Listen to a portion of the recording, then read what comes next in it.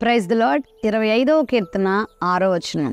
యెహోవా, నీ కరుణాతిశయములను జ్ఞాపకం చేసుకునుము, నీ కృపాతిశయములను జ్ఞాపకం చేసుకునుము, అవి పూర్వము నుండి ఉన్నవే కదా. దావీదు దేవుని యొక్క కరుణను, దేవుని యొక్క కృపను ముందు నుండి ఎరిగినవాడు, వాటిని అనుభవించినవాడు కూడా.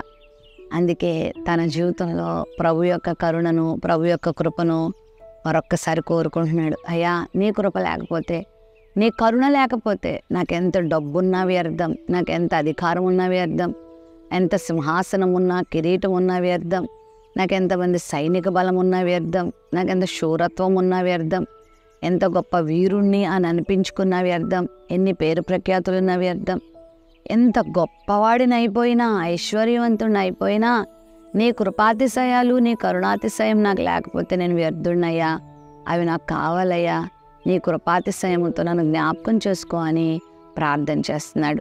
మరి దావీదుకే అంతగా అవసరమైతే దేవుని కరుణ, దేవుని కృప, మరి నీకు నాకు ఇంకెంత అవసరమో కదా. మరి మన దైనందిన జీవితంలో దేవుని మార్గం మనం కనుగోవాలంటే, దేవుని చిత్తాన్ని మనం కనుక్కొని ఆశీర్వాదకరంగా బ్రతకాలంటే, మనం సిగ్గునొందకుండా, మన శత్రువుకు మనం దొరకకుండా, మన జీవితంలో విజయ పదంలో మనం జీవించాలంటే దేవుని కరుణను కోరుకుందాం. దేవుడు ఎంత కరుణామయుడో తెలుసా? నిన్ను అనే దేవుడు కాదు, నిన్ను కాదనే దేవుడు కాదు. ఈ ఉదయకాల సమయంలో దేవునికి దూరంగా వెళ్ళిపోయావా?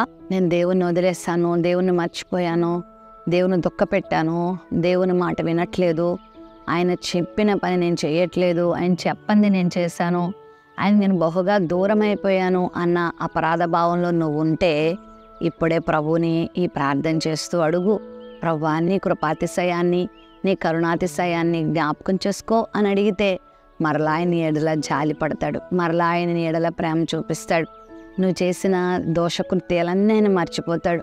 ఒకవేళ వ్యాధిలో ఉన్నావా, బాధలో ఉన్నావా, ఆదరణ లేదా, నిన్ను పలకరించేవారు ఎవరూ లేరా, నిన్ను పట్టించుకునే వాళ్ళు ఎవరూ లేరా, నీ మనోవేదనను గుర్తించే వాళ్ళు ఎవరూ లేరా, అయితే ప్రభు దగ్గరకు వచ్చి, ప్రభువా, నీ కృపను జ్ఞాపకం చేసుకోవా, నీ కరుణను జ్ఞాపకం చేసుకో అని అడిగితే ఎంత కృప కలిగిన వాడంటే, ఎంత దయగలిగిన వాడంటే, ఈ లోకంలో ఉన్న మనుషులందరినీ ఒక ప్రక్కన, నీ ప్రభువుని ఒక్కడిని ఒక ప్రక్కన పెడితే వాళ్ళందరూ తేలిపోతారు. ప్రభువే బరువైన వాడు, ప్రభువే గొప్పవాడు, ఆయన ఒక్కడు నీకు సరిపోతాడు. నీ పూర్వపు అనుభవాలను బట్టి, నీ తప్పిదాలను బట్టి, నీ చేతకంతనాన్ని బట్టి నిన్ను తృణీకరించే దేవుడు కాదు.